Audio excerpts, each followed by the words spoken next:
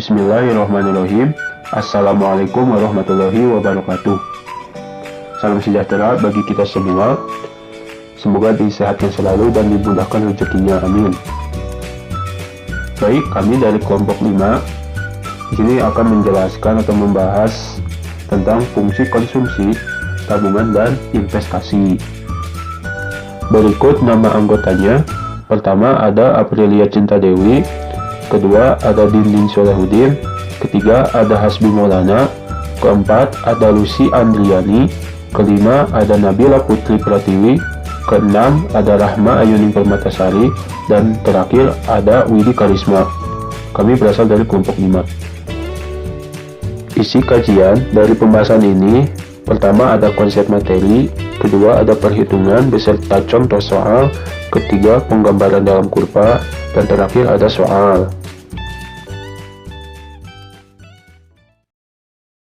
Assalamualaikum warahmatullahi wabarakatuh. Nama saya Nabila Putri Pratiwi dari kelas B Pendidikan Ekonomi kelompok 5 Universitas Pasundan. Saya akan menjelaskan sedikit materi konsumsi. Definisi konsumsi. Konsumsi adalah suatu fungsi yang menggambarkan hubungan antara tingkat konsumsi rumah tangga dengan pendapatan nasional dalam suatu perekonomian. Faktor-faktor yang mempengaruhi konsumsi. 1. Tingkat pendapatan. Semakin besar tingkat pendapatan, semakin besar pula konsumsi yang dilakukan. 2. Kekayaan, yaitu sebagai keseluruhan harta benda yang dimiliki rumah tangga atas kegiatan ekonomi yang dilakukan. Semakin tinggi tingkat kekayaan, semakin tinggi pula tingkat konsumsi yang dilakukan. 3. Tingkat suku bunga. Semakin tinggi tingkat bunga, semakin rendah tingkat konsumsi yang dilakukan oleh masyarakat. 4. Perkiraan masa depan. Jika perekonomian pada masa depan diperkirakan membaik, kegiatan konsumsi semakin meningkat. Dan sebaliknya, jika perekonomian pada masa depan diperkirakan memburuk, kegiatan konsumsi semakin menurun. 5. Perubahan demografi, yaitu perubahan jumlah dan konsumsi penduduk. Jumlah penduduk yang semakin besar berdampak pada meningkatnya kegiatan konsumsi. 6. Lingkungan sosial budaya. Masyarakat yang tinggal di pedesaan akan mengkonsumsi barang dan jasa yang berbeda dengan masyarakat di pesisir pantai.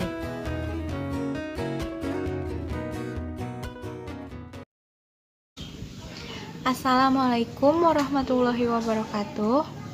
Perkenalkan, nama saya Widi Karisma dari kelas B, kelompok 5, Universitas Pasundan. Saya akan menjelaskan sedikit materi tentang tabungan.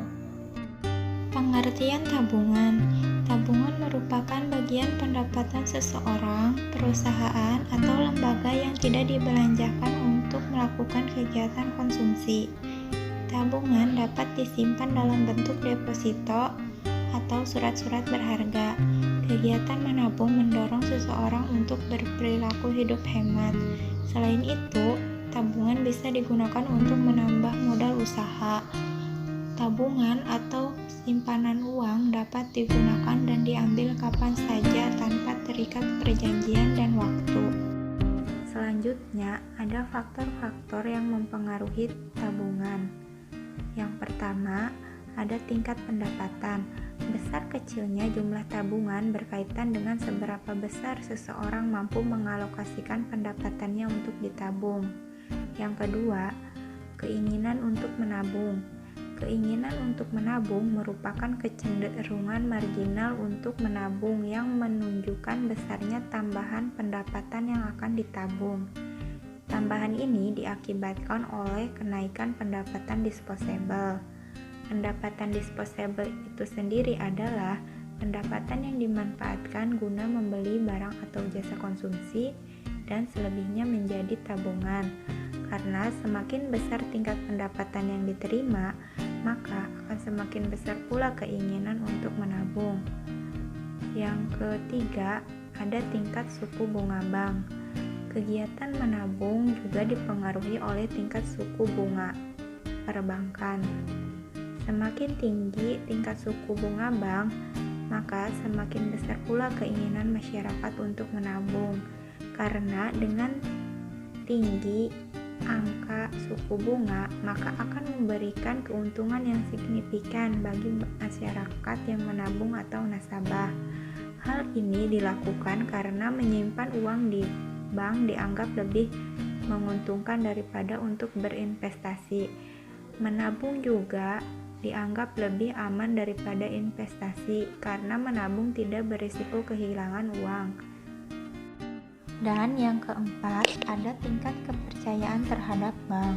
Kredibilitas sebuah bank berpengaruh terhadap dorongan masyarakat untuk memanfaatkan jasa perbankan tersebut. Masyarakat akan memiliki tingkat kepercayaan yang tinggi jika sebuah bank memiliki kinerja yang baik. Masyarakat akan menjadi nasabah si bank untuk menyimpan uangnya dalam bentuk tabungan. Karena di masa mendatang ini, masyarakat akan semakin berhati-hati dalam memilih bank. Masyarakat hanya mau berhubungan dengan bank yang mampu memberikan rasa aman. Sumber-sumber tabungan dalam perekonomian. Yang pertama ada tabungan pemerintah. Tabungan pemerintah berasal dari kelebihan penerimaan pemerintah atas pengeluaran konsumsinya. Besarnya tabungan pemerintah dapat ditambah melalui peningkatan rasio pengumpulan pajak terhadap gross national product, reformasi struktur pajak, dan peningkatan tarif pajak yang telah ada.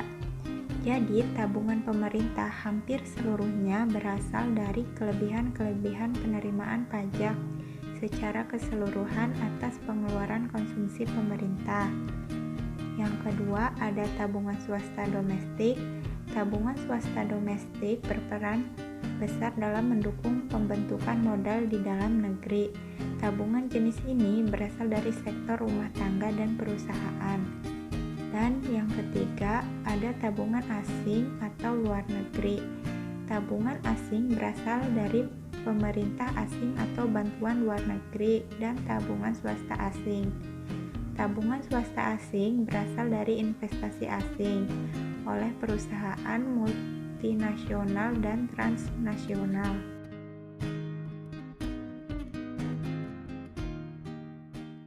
Assalamualaikum warahmatullahi wabarakatuh. Perkenalkan, nama saya Prilly Cinta Dewi, kelas B Pendidikan Ekonomi dari kelompok 5 Matematika Ekonomi.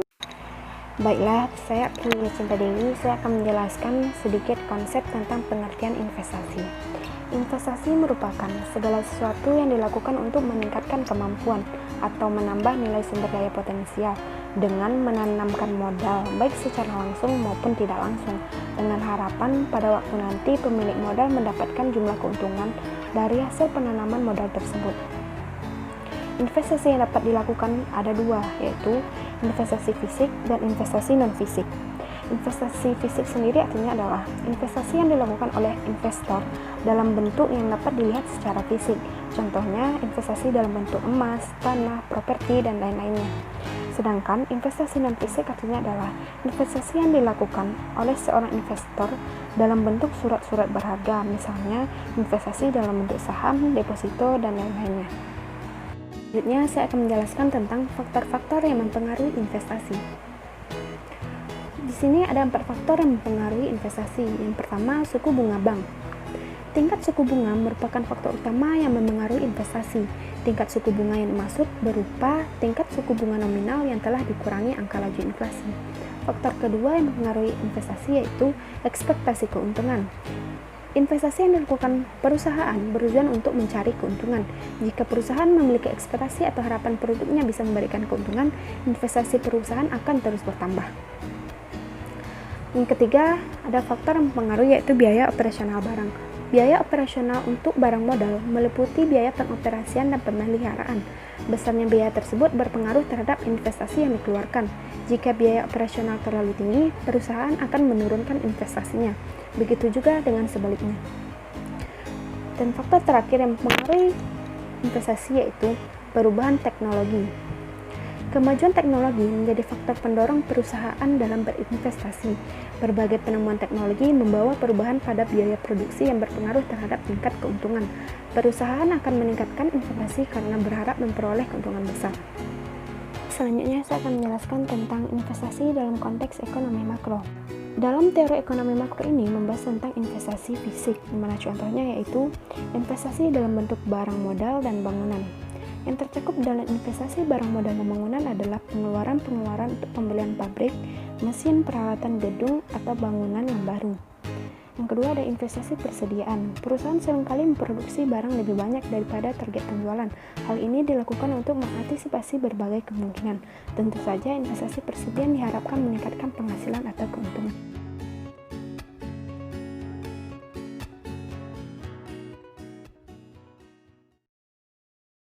Assalamualaikum warahmatullahi wabarakatuh.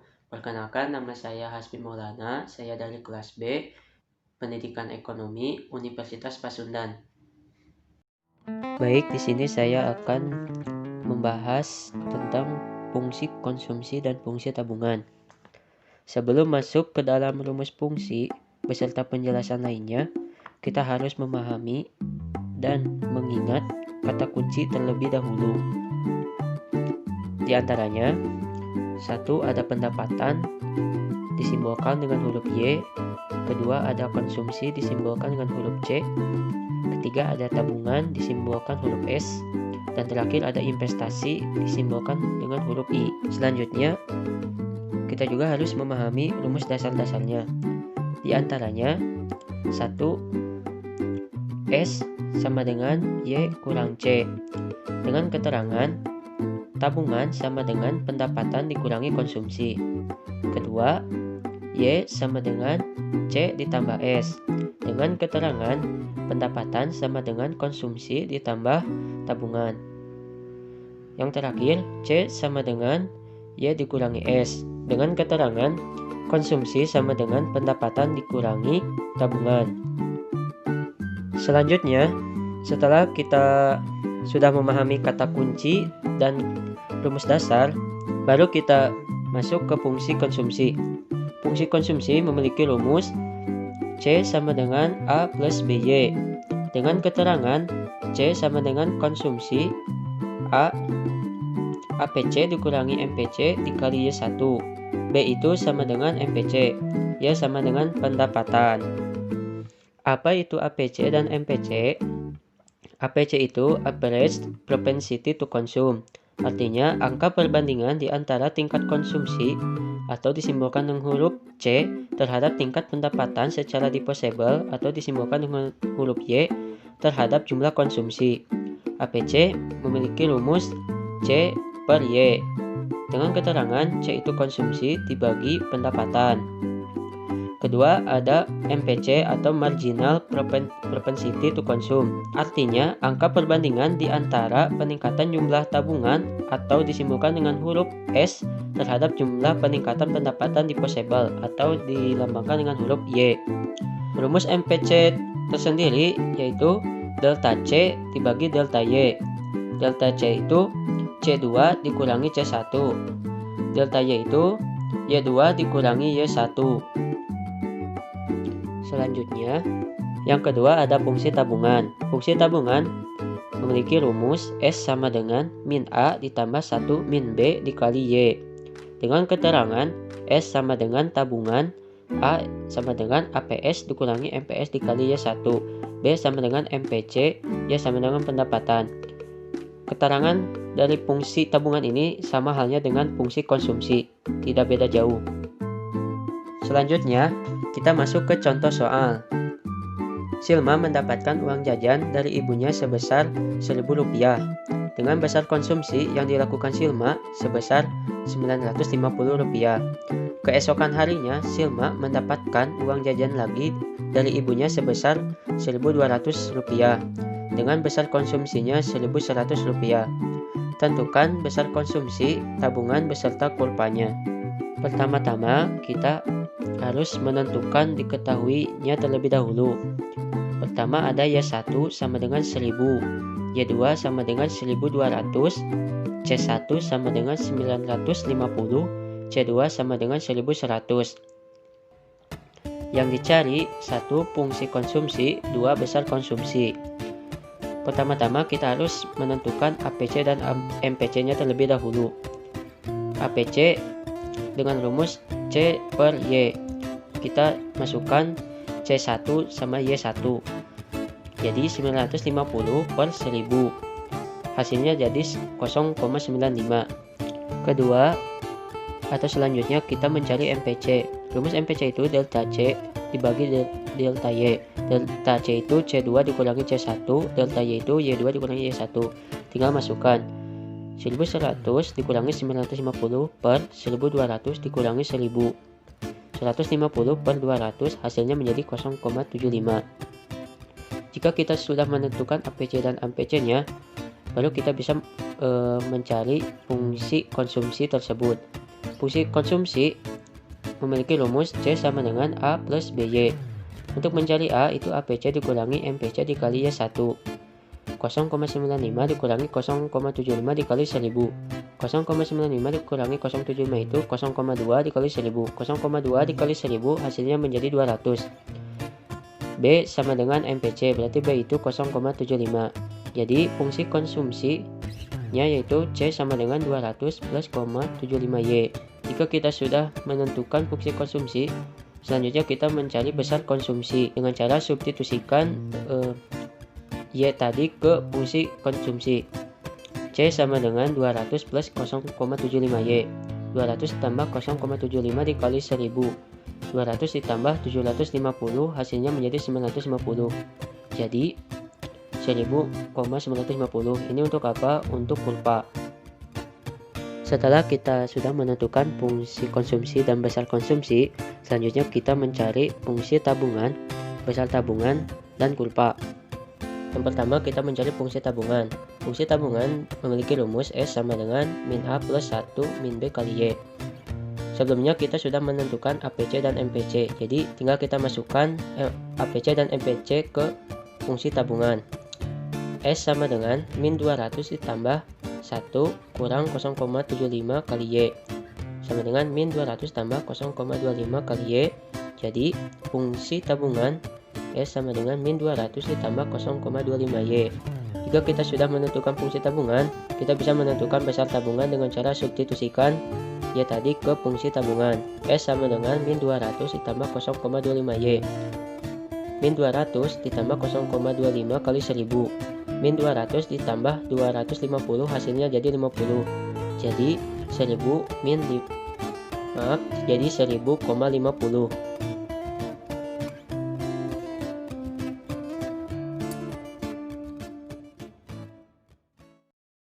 Assalamualaikum warahmatullahi wabarakatuh. Perkenalkan, nama saya Rahma Aini Permatasari, NPM 2050270 dari kelompok 5 kelas B Universitas Pasundan. Melanjutkan pembahasan dari Hasbi, saya akan membahas tentang kurva konsumsi dan tabungan. Kurva memiliki dua sumbu garis, yaitu vertikal dan horizontal. Dalam kurva konsumsi dan tabungan, pada sumbu vertikal diberi keterangan CS atau yang kita ketahui C adalah konsumsi, S adalah saving atau tabungan. Dan sumbu horizontal diberi keterangan Y atau bisa disebut dengan pendapatan. Dalam PPT, kelompok 5 telah memberikan contoh kurva konsumsi dan tabungan, di mana dalam kurva konsumsi dan tabungan memiliki masing-masing dua titik. Titik pertama dalam konsumsi adalah 0,200, di mana 0 ini adalah pendapatan dan 200 adalah konsumsi. Titik kedua ada 1000,950, di mana 1000 ini adalah pendapatan dan 1950 adalah konsumsi. Setelah itu kita ambil garis seperti apa yang telah dicontohkan pada gambar. Lalu kita telah ketahui fungsi konsumsinya adalah C sama dengan 200 tambah 0,75Y. Lalu pada kurva tabungan juga memiliki dua titik. Yang pertama yaitu titik 0,-200, di mana 0 ini pendapatan dan min 200 ini adalah saving. Dan titik kedua ada 1000,50. 1000 ini adalah pendapatan dan 50 adalah saving. Lalu kita ambil garis sama seperti apa yang telah dicontohkan pada gambar yang telah disediakan. Setelah itu kita dapat mengetahui fungsi tabungannya, di mana fungsi tabungannya adalah S sama dengan min 200 tambah 0,25Y.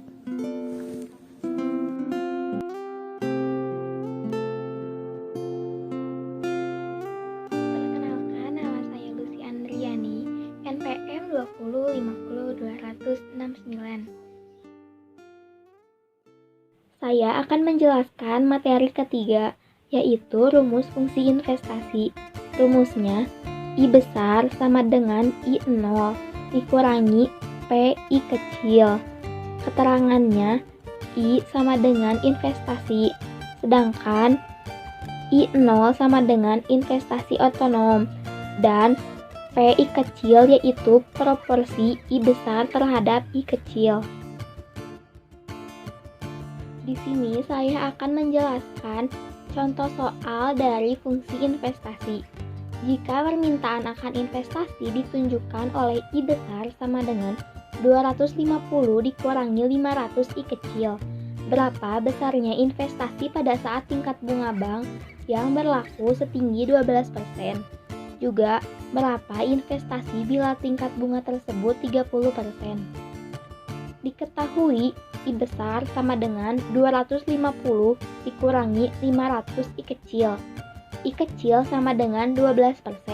Bila didesimalkan menjadi 0,12. I kecil sama dengan 30%. Bila didesimalkan menjadi 0,30. Ditanyakan, 1. Berapa jika suku bunga 12%? Jawab, jika I kecil sama dengan 12%, maka I besar sama dengan 250 dikurangi 500 dikali 0,12. Nah, sekarang kita kalikan dulu. 500 dikali 0,12 itu hasilnya 60. Jadi, I kecil sama dengan 250 dikurangi 60. Jadi, hasilnya 190. Berapa jika suku bunga 30%? Jika I kecil sama dengan 30%, maka I besar sama dengan 250 dikurangi 500 dikali 0,30. Nah, sekarang kita kalikan dulu. 500 dikali 0,30 itu 150. Jadi, 250 dikurangi 150 yaitu 100. Jadi, investasi pada saat tingkat bunga bank sebesar 12% adalah 190. Sedangkan pada saat tingkat bunga bank sebesar 30% yaitu 100. Assalamualaikum warahmatullahi wabarakatuh. Perkenalkan, nama saya Dindin Solehudin, NPM 2050255, kelas B, kelompok 5, Universitas Pasundan. Selanjutnya kita lihat contoh pada gambar tersebut. Pada bidang atau garis lurus vertikal mewakili I kecil atau tingkat suku bunga, dan pada bidang horizontal mewakili I besar atau nilai investasi. Di sini pada saat nilai suku bunga 12% atau 0,12 maka nilai investasinya 190. Dan pada saat nilai suku bunga 30% atau 0,30 maka nilai investasinya 100. Dalam fungsi investasi, besar kecilnya permintaan investasi tergantung pada tingkat bunga yang berlaku. Semakin tinggi tingkat bunga, maka semakin kecil permintaan investasi. Sebaliknya, semakin rendah tingkat bunga, maka semakin besar permintaan investasi. Seperti gambar tersebut. Pada saat tingkat suku bunga 12% atau 0,12, maka nilai investasinya meningkat menjadi 190. Akan tetapi, pada saat tingkat suku bunganya naik menjadi 30% atau 0,30, maka nilai investasinya menurun menjadi 100%. Terakhir, ada dua soal. Dua soal ini sebagai bahan refleksi apa yang sudah kami jelaskan atau kami bahas, guna materi yang kami sampaikan kepada kalian itu dapat bermanfaat dan dapat dipahami secara mudah. Selanjutnya, mohon maaf dan dimaklum apabila banyak kesalahan dalam penjelasan maupun penulisan. Kami dari kelompok 5 undur diri, tetap semangat, dan sampai berjumpa di lain waktu. Terima kasih.